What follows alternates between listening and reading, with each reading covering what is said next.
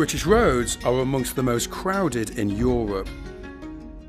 There are currently around 25 million cars, with numbers believed to be increasing by over 500,000 each year. Roads are a leading source of mortality for wildlife too, with badgers one of the most obvious casualties. Recent data suggests that as many as 50,000 badgers are killed as a result of collisions with traffic every year. But roads also cause more subtle problems too. They can seriously fragment badgers' territories and home ranges, creating impassable barriers between where they live and where they feed. Badgers have been a British fixture for over 10,000 years. But since industrialisation, their once thriving population has had to cope with an ever-changing landscape. In modern Britain, road traffic incidents are now their single biggest threat, calling into question the future of this iconic mammal. Badgers have an incredible sense of smell, which is their most important sense for recognising members of their family, communication, and even finding their way around. By comparison, their eyesight is relatively poor, making these nocturnal creatures of habit particularly vulnerable when crossing our roads.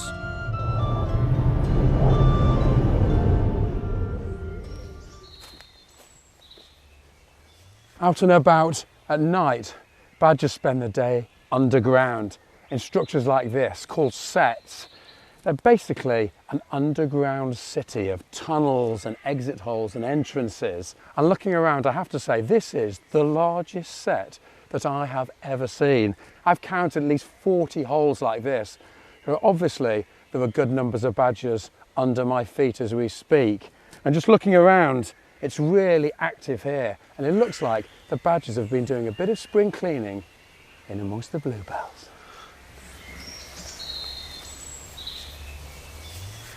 These paths here have been created by badgers that have probably followed these very same routes between the sett behind and foraging areas for generations.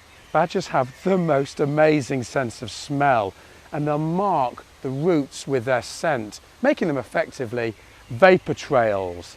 Now these routes will wind their way across town and country, making them a nightly danger for badgers following these routes that happen to cross a busy road.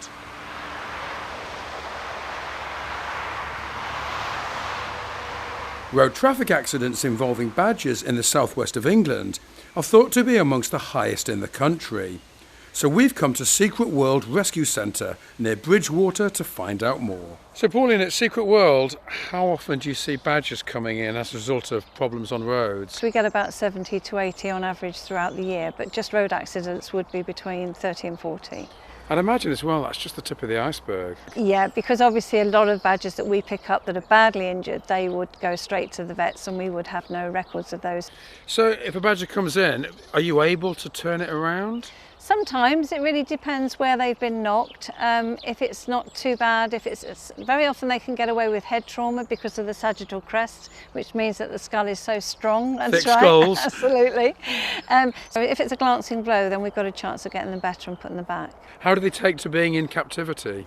They're amazing. They're really super animals to look after. They just stick their nose between their paws, curl up in a ball, enjoy the heat and the free food, and just heal themselves. This campaign's all about seeing less casualties on the roads. What advice would you give? Really what we need to do is to take actions when there's new roads being built and get those tunnels so that we can go underneath the roads rather than over the roads, because it's not just the badgers, it's the people themselves that get caught up in these accidents as well that suffer. And certainly foot off the throttle. Yeah, and that's where I think signs come in, because I think if you do see a sign, it's a mental thing of, you know, yes, those animals are around and we should be taking our foot off the pedal and not going quite so fast. Time to go and meet some orphaned badger cubs. Now, Pauline, I know you don't like to handle the badgers for too long, but No. this is a treat, isn't it? Who's this? This one is Starlight, and we'll probably hear a little bit from the other two because he's not in with them, and they think it's feeding time. It's just lovely for people to see because they're such an animal that's maligned, and you know, people think they're horrible, and really they're the nearest thing we've got to bears. And you can see that lovely black and white face and that lovely grey pelage or fur. They're just like mini adults, aren't they? They are, and even at this stage, they've got those beautiful long claws which they're going to use for digging later on in life. Fantastic, like spades. For digging out the worms. Do you want to put him back? I'll put him back if that's okay. You can see how unsteady they are because they're just not ready, even at this age, even though they're 8 to 10 weeks old, they're not old enough to be up above ground. They're a very slow maturing animal. Is it conceivable they could have lost the sow, their mother, or the boar, their father, and as a result been hungry and been forced above ground? Yeah, it's the sow that's the one that's missing. How long will you have these before you try to rehabilitate them? These will go through a stage of weaning. Then they go into inside pens where that's hands off, basically. We don't want them to be used to human beings. They're all going to be tested for TB 3 times. And if they've gone all through that testing regime, they then go out to grassed enclosures. And they'll be with us until about September, October time. I don't want to age you, Pauline, but I know you've been doing this for a very long time. Any idea how many badgers you've seen through the process? About 1,000 now. Well, very good to hear. And hopefully, after these 3 are rehabilitated, 1,003. Thank you very much. What we do with most adult animals that come in, because they're with us for a relatively short period of time, they can just be released back to where they were found. They will know where they are, they'll go back to the same social group. With orphans, it's a bit more complicated. Obviously, they're with us for a much longer period of time. What we will generally do is create an artificial sept, which we will release them into. And that will be fenced off at the release site for the initial couple of weeks. If there is an existing badger population in the area, it can give them the opportunity to sort of get used to each other's smells through the fence, and they're more likely to be accepted, and there's less likely to be sort of conflict between the groups when they are fully released. With thousands of animals being killed on British roads each year, it's essential we incorporate strategies to reduce wildlife mortality in new developments through a process called mitigation.